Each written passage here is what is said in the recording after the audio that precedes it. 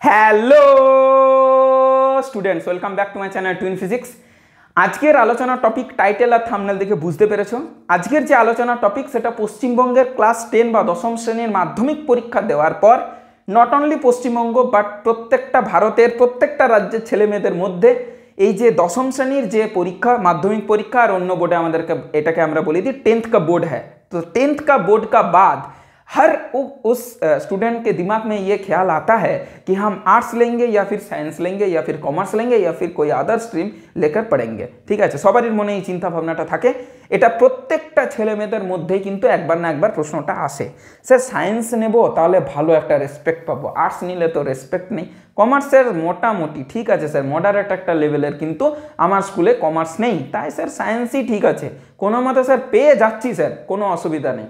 এইসব প্রশ্নগুলো তোমাদের কিন্তু 10th-এর পরে অনেক বেশি পরিমাণে কিন্তু মনে আসে।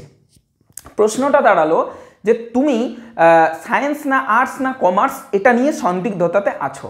প্রথমে একটা কথা বলি, এই যে প্রবলেমটা, সেই প্রবলেমটাকে বিগ করে দেখার কিছু নেই, বড় করে দেখার কিছু নেই, প্রবলেমটাকে প্রথমে একটু নর্মালাইজ করি।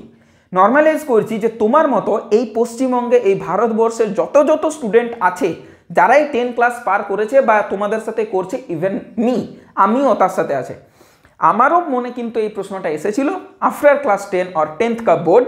এটার পরে প্রশ্নটা থাকে সবারই যে স্যার কি স্ট্রিম নিয়ে পড়া যেতে পারে, কোন স্ট্রিম নিয়ে পড়লে ভালো রেজাল্ট করা যেতে পারে, কোন স্ট্রিম নিয়ে স্যার পড়লে ভালো ভবিষ্যৎ হতে পারে, ভবিষ্যৎ গড়তে পারি, এই সব চুলচেরা বিশ্লেষণ করব আজকের ভিডিওতে। আজকের মূলত ভিডিওটা সায়েন্স, আর্টস, কমার্স এবং তার সাথে সাথে শিক্ষক শিক্ষিকা, পিতামাতা সবারই জন্য, ছাত্রছাত্রী সবারই জন্য আজকের ভিডিওটা। প্রথমেই বলি যে তোমরা অবশ্যই দরকারি ছেলেমেয়েদের কাছে পৌঁছে দাও, ভিডিওটা বাবা মাকে দেখাও, অত্যন্ত গুরুত্বপূর্ণ আলোচনা করব আজকের ভিডিওতে। প্রথমে বলি যে তোমাদের যে বিষয়টা, যে প্রশ্নটা, যে কোয়েরিটা মনে এসেছিল সেটা হচ্ছে কোন স্ট্রিম নিয়ে পড়াটা ভালো, কোন স্ট্রিম নিয়ে পড়াটা ভালো। হ্যাঁ, প্রথম কথা হচ্ছে পড়তে কাকে হবে, তোমরা বলবে অবভিয়াসলি স্যার আমাকে পড়তে হবে। তো পড়তে যখন তোমাকে হবে তাহলে তার সিদ্ধান্ত কেন বাবা মারা নিচ্ছে, কেন সেই শিক্ষক শিক্ষিকারা নিচ্ছে, তারা তো পড়বে না। তোমাদের পাল্টা উত্তর আসতে পারে, ওয়েট তোমাদের পাল্টা উত্তর আসতে পারে যে স্যার ওনারা তো অভিজ্ঞ মানুষ, তাই হয়তো ওনারা আমাকে সঠিক রাইট স্ট্র্যাটেজি, রাইট ডিরেকশন দেখাচ্ছে। হ্যাঁ ঠিক কথা, অতি অবশ্যই তোমার চেয়ে তোমার বাবা মা, তোমার চেয়ে তোমার টিচার্সরা অনেক বেশি অভিজ্ঞ এবং জ্ঞানী, ঠিক কথা। আমি একটা কথা বলতে চাই, সেটা আমি মানলাম। এবার তুমি আমার একটা প্রশ্নের উত্তর দাও যে সব সময় কি বাবা মার কথা অনুসারে কি তুমি চলছো না? তো তাহলে আজকে প্রত্যেকটা স্টুডেন্টের মুখে এই কথাটা শোনা যেত না যে স্যার 10-এ কম নাম্বার পেয়েছি তাই আর্টস নিয়েছি, 10-এ বেশি নাম্বার পেয়েছি তাই সায়েন্স নিয়েছি, 10-এ স্যার মডারেট নাম্বার পেয়েছি এবং কমার্স আছে আমার স্কুলে তাই আমি কমার্স নিয়েছি। এই কথাগুলো আসতো না। স্যার আমার ভূগোল ভালো লাগে তাই আমি নিয়েছি, ভূগোল নিয়ে পড়তে চাই তাই আমি নিয়েছি, আমাদের আর্টস নিয়েছি, কলা বিভাগটা বেছে নিয়েছি।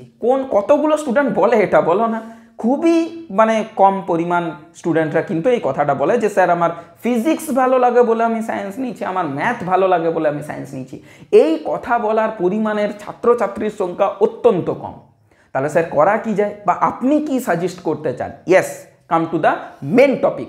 আমি কি সাজেস্ট করতে চাই? আমি সাজেস্ট করতে চাই তোমরা আজ অবধি অনেক জব প্রোফাইল দেখেছো, যারা তোমার এরোপ্লেন চালায় তারা এয়ার পাইলট হয়, এরোপ্লেনের পাইলট হয় থেকে শুরু করে এয়ার হোস্টেস থেকে শুরু করে নাবিক নেভিম্যান যারা, আর্মির কথা বলছি আমি, যারা জলবাহিনী যারা, এটা ঠিক আছে, মাই ইংলিশ ফ্রম অক্সফোর্ড, যাই হোক, নৌবাহিনী বলতে পারো, যারা আকাশ বাহিনী আছে, ইঞ্জিনিয়ার, ডক্টর, আমাদের তুমি যে কোনো IAS IPS অফিসার, যে কোনো গ্রুপ ডি ক্লার্কের অফিসার, যে কোনো রেলওয়ে অফিসার, প্রত্যেকটা যে জিনিস, যতগুলো জব প্রোফাইল, আমরা প্রত্যেকের হাতে মোবাইল আছে, ফলে তুমি প্রত্যেকটা জব সম্পর্কে, ভারতে যতগুলো জব প্রোফাইল আছে প্রত্যেকটা সম্পর্কে তোমরা অবগত, এটাই আমি আশা করছি। হ্যাঁ ভিডিও চলছে, কোনো সমস্যা নেই, এটা সম্পর্কে তোমরা অবগত, আমি এটাই আশা করছি। এবার কোন জব প্রোফাইলটা তোমার ভালো লাগছে সেইটাকে পিক করো, সেই পিক করার পর তুমি তোমার সেই জব প্রোফাইলটা সম্পর্কে আজ থেকেই সেই জব প্রোফাইলটা সম্পর্কে তোমার টিচার্সদের এবং তোমার প্যারেন্টসদের জানানোর ফলে তারা তোমাকে গাইড করে দেবেন তুমি কোন রাস্তায় হাঁটবে। লক্ষ্য তুমি চয়ন করো, নির্ণয় করো এবং পথটা বেছে দেবেন বাবা মা কিংবা টিচার্সরা। এটা হচ্ছে বিষয়। বাবা আমি ডাক্তার হতে চাই, তাহলে আমাকে কী পড়তে হবে? বাবা আমি গবেষণা করতে চাই অমুক বিষয়ের ওপরে, তাহলে আমাকে কী পড়তে হবে? এইভাবে প্রশ্নটা করো, তাহলে অনেক বেশি সুবিধা হবে। এবং যদি তোমরা এই প্রশ্নটা না করছো, তাহলে আমার মনে হয় বাবা মা এবং সেই স্যারদের বা ম্যাডামদের সেই প্রশ্নটা তোমাদের করা উচিত। ওনারা তোমাদের এই প্রশ্নটা করবে, হ্যাঁ রে তুই বড় হয়ে কী হতে চাস, যদি বিজনেসম্যান হতে চাও তাহলে সেই লেভেলের পড়াশোনা করতে হবে, বা সেইভাবে তারা কিন্তু তোমাকে গাইড করতে পারবে। এই প্রশ্নটা নিজেকে করো, যে উত্তরটা আসবে সেই উত্তরটা বাবা মাকে এবং টিচার্সদেরকে জানাও। তারা অতি অবশ্যই, যেহেতু প্রথমে বলেছি তারা অভিজ্ঞতা বান সম্পন্ন মানুষ এবং জ্ঞানী মানুষ, তারা তোমাকে অবভিয়াসলি রাইট কাউন্সিলিং করাতে পারবে।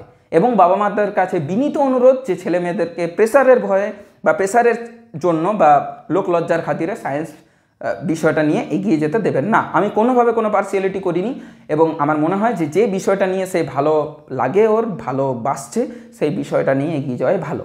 এখন বিষয়টা দাঁড়াচ্ছে যে কোনো একটা, এখানে একটা ছেলে মেয়েদের ভুল হয়। দেখো একটা জিনিস বলি, তুমি কোনো একটা আইডিয়াল পার্সনকে দেখে পরে নিজের জব প্রোফাইল সেট করলে, ধরো একজন ভারতের স্বনামধন্য আইএস বা আইএস অফিসার, আইএস বা আইপিএস অফিসার, তিনি তার এন্ট্রি স্টাইল দেখে, তিনি কোথাও গেছেন তার লাইফস্টাইল দেখে, তার মানে একটা অরা কাজ করে না, সেই অরাটাকে দেখে তুমি তার আদর্শ গ্রহণ করলে, ঠিক আছে, এটা কিন্তু লং লাস্টিং করে না।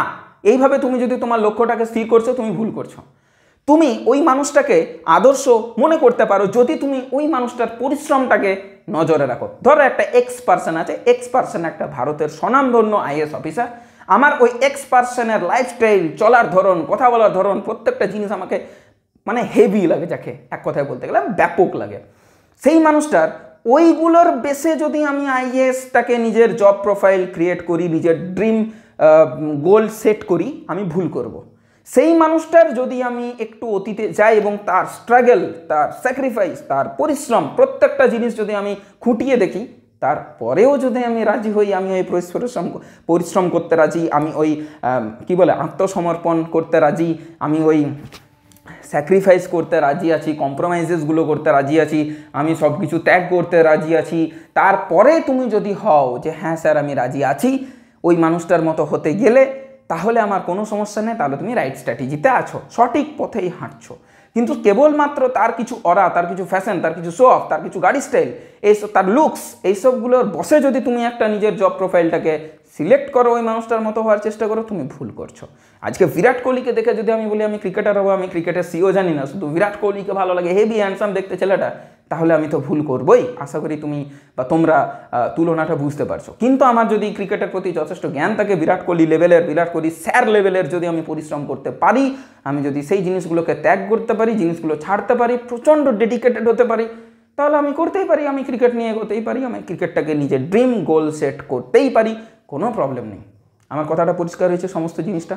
তাহলে কোনো মানুষের জব প্রোফাইল, কোনো মানুষের ফ্যাশন, কোনো মানুষের শো অফ, এগুলো দেখে সেই মানুষটাকে আদর্শ না বানিয়ে, সেই মানুষটার স্ট্রাগল, স্যাক্রিফাইসেস, ডেডিকেশন, এইসবগুলো দেখে পরে তুমি যদি তাকে dream person, dream ideal person এগুলো মনে করছো, বা সেই তার জব প্রোফাইলটাকে নিজের ড্রিম জব প্রোফাইল হিসাবে করছো, ট্রিট করছো, তাহলে তুমি রাইট স্ট্র্যাটেজিতে আছো।